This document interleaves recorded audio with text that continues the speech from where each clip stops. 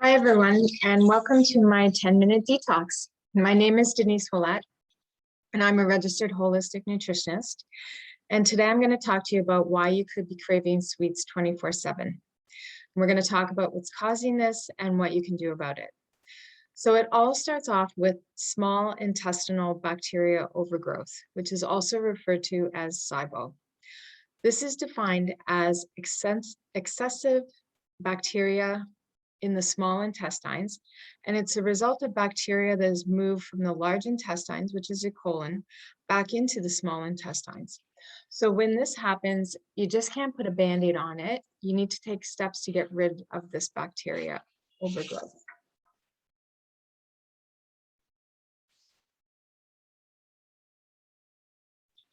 So what does SIBO sound like? Abdominal pain, gas and bloating, constipation, diarrhea. Did you notice that all these symptoms also sound like irritable bowel syndrome?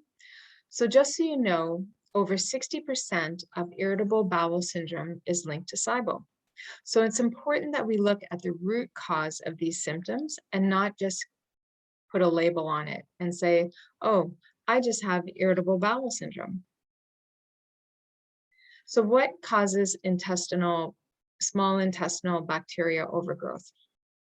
Anatomic issues, which is anything that could be structurally wrong with your digestive tract that slows down digestion and makes it harder for food to pass through. It could be something that messes with the chemistry of the process, like small intestinal diverticulitis or Crohn's disease, or it can be the result of having radiation or abdominal surgery. Motility disorders like celiac disease, studies have found that 66% of patients with celiac had SIBO. And once it was treated, all their symptoms went away. Also, irritable bowel syndrome, which is caused by stress and food intolerances. Metabolic disorders like diabetes, since diabetes has a negative impact on the nervous system. And in regards to elderly, medication that they're on, especially pain meds, can cause constipation. Plus, they're usually lack in movement and a change in their eating habits in general. The elderly tend to be disinterested in cooking and planning meals. Then there's organ system dysfunction. That would be kidney disorder or liver dysfunction or a stressed immune system. And the last is medications, because in general, medications tend to slow down the digestive tract. HYPOCHLORHYDRIA. This occurs when an individual does not produce enough gastric acid, which means you have a low stomach acid in your system. So if you're one of these people that get sick when you travel, or you're always getting traveler's diarrhea, this could be the reason why. So H. pylori is a bacteria that gets into your stomach and changes the chemistry of your stomach, not to produce enough stomach acid. And that's just so it can survive. Also, the consequences of aging. Stomach acid declines naturally as we age, which is why it's so important that we make sure we eat on time. Also, start taking digestive enzymes, and probiotics are so important as we age. High prolonged stress can definitely cause a negative effect on your stomach acid. Stress is so common right now with all of us. So many of us are in that fight or flight mode. And when that happens, all the blood rushes to our extremities, which is our legs and our arms, so that we can run away from that saber-toothed tiger. And during this time, none of the blood is in our stomach. Think of all the people that are in that state for an extended period of time. We're not meant to be in that state for a long period of time. And when you're under a lot of stress, you probably notice that your digestive systems get worse. Also, medications like antacids, antibiotics, and other medications that disrupt the digestive system. And then there's zinc and vitamin B deficiency. Not having proper nutrition in our body, our body's not able to create what's meant to create to have proper digestive functions. So how can we increase stomach acid secretion? So focus on gut-brain connection, which means slow down your eating process and chew your food to a paste before swallowing. This puts less stress on the digestive system. Eliminate food sensitivities. Your body will automatically adjust when you're constantly eating foods that your system is sensitive to, meaning it will decrease your stomach acid and cause bloating. Also, improve your diet. Poor diet can weaken the digestive system and ensure our elimination organs are functioning. An example would be your liver or your kidneys.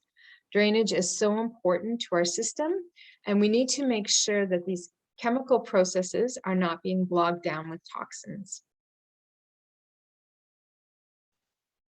So now let's talk about why you could be craving sweets 24/7. One of the results of small intestinal bacteria overgrowth is Candida, which is a yeast overgrowth in the lower intestines. Toxins produced by Candida are absorbed into the bloodstream and carried throughout the body, causing headaches and brain fog and memory loss. It can also cause chronic indigestion and abdominal gas and bloating. And when you have Candida in your lower intestines, one of the big signs is that you have a constant craving for sweets like candy, breads, or alcohol. The reason for this is that it thrives on undigested sugars and carbohydrates and sends signals to the body to crave these foods. Because of these constant cravings, people tend to gain weight or struggle to lose weight. And Candida in the lower intestines can also prevent your body from absorbing some of the nutrients in the food that you're eating, because we also absorb nutrients in our lower intestines. So if our lower intestines are lined with a yeast overgrowth, these nutrients will struggle to get absorbed and can cause fatigue. And it can also cause you to continuously crave foods because you're not getting the nutrients from the foods that you're eating. So what can we do if you have Candida? Candida is caused by a diet too low in fiber, and consumption of processed foods and insufficient good bacteria in the intestinal tract. You need to add vegetables high in soluble fiber like carrots, sweet potato, broccoli, avocado, spinach, and asparagus to your diet. And that's just to name a few. Since it thrives on undigested sugars and carbohydrates, you will need to focus on starving the overgrowth of yeast in your digestive system by eliminating all forms of sugar from your diet for at least a month. And I usually recommend 6 weeks. Also add a probiotic, which also includes a digestive enzyme that will help rebalance the flora, which is the bacteria in your lower intestines. Plant-based probiotics are my preference since they tend to survive the different pH levels throughout your digestive tract. And if you have any questions about that, I will provide you with an email at the end, so you can shoot me off an email with all your questions. So thank you so much for joining my 10-minute detox. I want to say that you never really know what's going on inside your body. And if you're not feeling quite right, I'd recommend the program that we offer at Lavender Lane. The Canadian School of Natural Nutrition provides all their registered holistic nutritionists with a Nutrisystem program. And that helps us rate your symptoms. And then we take that information and plug it into the system that contains an algorithm that will provide us with the information about what's happening inside your body. Example, you may determine that you do have Candida or that your immune system is overworked. And then what we do is we make dietary and lifestyle recommendations based on the findings to help relieve your symptoms and get your system back on track working optimally. So I want to thank you again for joining me today. And if you have any questions, again, please feel free to email me and I'll be happy to get back to you. So thanks again for watching my 10-minute detox.